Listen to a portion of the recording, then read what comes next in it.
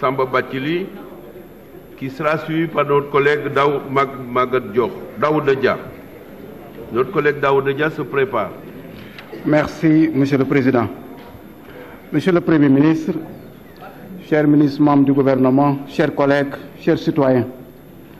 Monsieur le Premier ministre, je dois vous interpeller sur un certain nombre de questions. Tout d'abord, par rapport à l'autosuffisance en riz en 2017. Je dois vous dire, Monsieur le Premier ministre, que ce projet est utopique et irréaliste.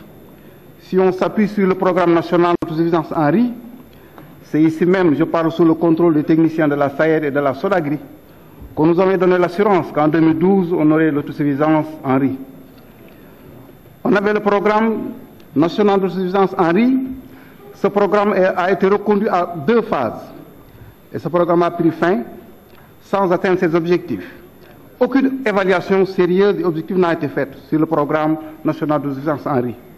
Et aujourd'hui, on se projette sur le PRACAS, Programme d'accélération de l'agriculture, un document qui ne tient pas compte des données agronomiques et climatologiques du pays.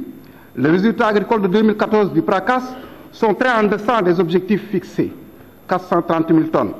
Et la projection serait de l'ordre de 1 600 000 tonnes en 2017, c'est-à-dire multiplier la production actuelle en 4. Monsieur le Premier ministre, soyons réalistes. Évitons les concepts pompeux et creux. Disons la vérité au peuple sénégalais. Soyons réalistes, c'est-à-dire qu'il faut régler d'abord les préalables. Les préalables, il faut emblaver suffisamment de terre, maîtriser l'eau en quantité suffisante, accroître l'accès au financement et appuyer aux producteurs en allégeant les procédures d'accès au crédit, faciliter l'accès aux intrants agricoles, engrais, matériels agricoles, améliorer la gestion foncière et l'accès foncier aux exploitants agricoles, améliorer la résilience aux changements climatiques qui ne sont pas pris en compte, l'agriculture souffrira toujours de ses faibles rendements. Le PRACAS devrait être porté par les producteurs eux-mêmes et chercher à trouver des solutions aux problèmes d'encadrement, de financement et d'organisation assez profonds. Monsieur le Premier ministre, la loi d'orientation agro-silvopastorale, dont sa mise en œuvre pose toujours problème.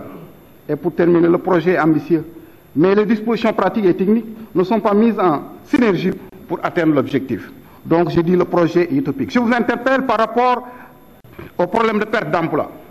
Nous avons eu les personnels du FNPJ, de l'ANEJ, de l'ANAMA, de l'AGEP, qui sont 4 structures dissoutes au profit de l'Agence nationale pour la promotion des jeunes. Cette dissolution a laissé en rade 227 travailleurs jeunes sénégalais, aujourd'hui dans le désarroi, détenteurs de contrats de durée indéterminée pour la plupart. Quelles sont les dispositions prises par votre gouvernement pour leur intégration?